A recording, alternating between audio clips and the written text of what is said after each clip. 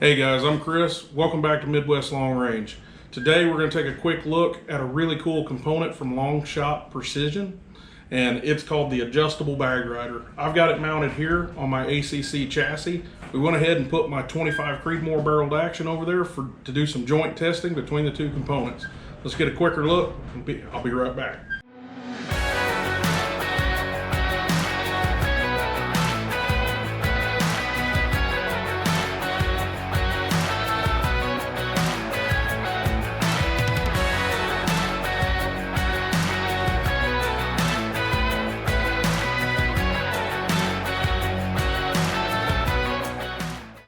Alright guys, that was a quick look at it.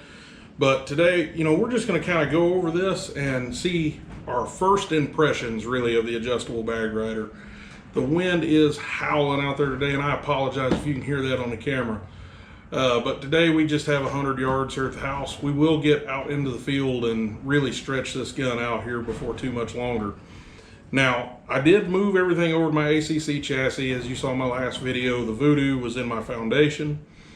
I'm making some changes, moving some stuff around. The 25 will go back in the foundation eventually. But I thought it would be really cool to test not only the 25, but the bag rider. And what I've seen so far is, you guys have watched the channel, I'm probably a little bit more into PRS than I am F-Class or ELR. But I've also noticed just for real finite adjustments, this thing's pretty handy. So as you can kind of see, I've got it set up here, but we can come up to the rifle. I've got it on their bag, and if I'm on a prone stage or what have you, I can kind of get behind the rifle. I can squeeze the bag to where I get pretty close. If I need to make an extra fine adjustment, you can kind of see it's right there. My hands are right there on it where I can put my thumb and my finger, and I can make very fine adjustments. Everything here moves really easy, and everything is made very, very solid. I have used this in a PRS match on my Voodoo. I tried the Voodoo in the ACC chassis. I had, the way the balance was, I didn't particularly care for it that day, but the bag rider had nothing to do with that. The bag rider performed just like it was supposed to. Everything worked out really well. But I'm going to set this thing up, get it on target, and make the adjustments so that you can see just how fine and how smooth this thing really works. Alright guys, and I apologize for the bad quality right here, but this is about the only setup I got to do this with. So please pay attention to the reticle and how it moves here. We're going to adjust with the bag rider. I am simply spinning the thumb screw. I'm not adjusting the elevation on the turret, as you do not hear the clicking. The Mark V is very audible, so I am shaking it ever so slightly because I'm trying to hold the camera and adjust the bag rider. That wind is terrible. But you can see we're getting very smooth up and down, very little deflection. All right, so we've got everything set up here on the bench with the bag rider and what have you. Took a couple sighter shots. I had not shot this rifle since the last time when it was in the foundation stock, so moving it over to the ACC, had to take a couple sighters, make sure I was on target good. So we're good to go now. Let's take a few shots, and this is just kind of a first impression on the big rifle, just what do I think about the bag rider? How's it working? And also, am I seeing any improvements over any other groups I've ever shot? That could entail a lot of other components other than just the bag rider, obviously. But, just kind of shooting it here, modified prone, and see what I think about everything. So let's go. Oh.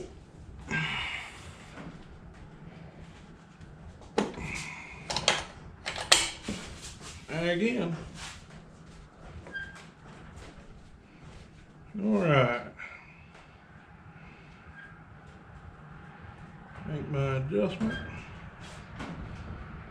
I do think I'd like this a lot for sight in and some really precise work. Prone. maybe ELR.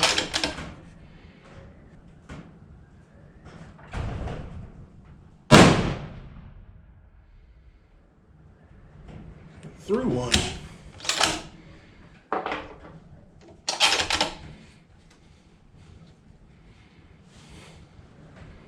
That was odd. That's what you get for being on live camera anyway. Not a live video, but can't cherry pick groups here today.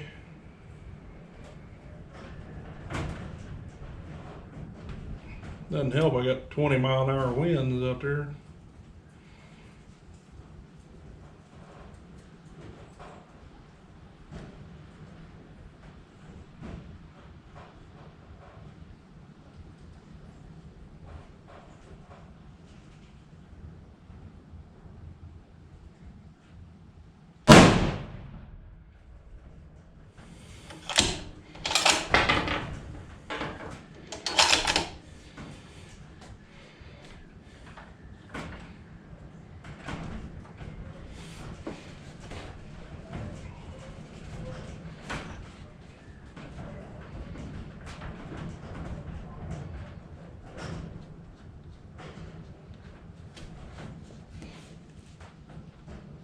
There we go. Bag shifted a little bit.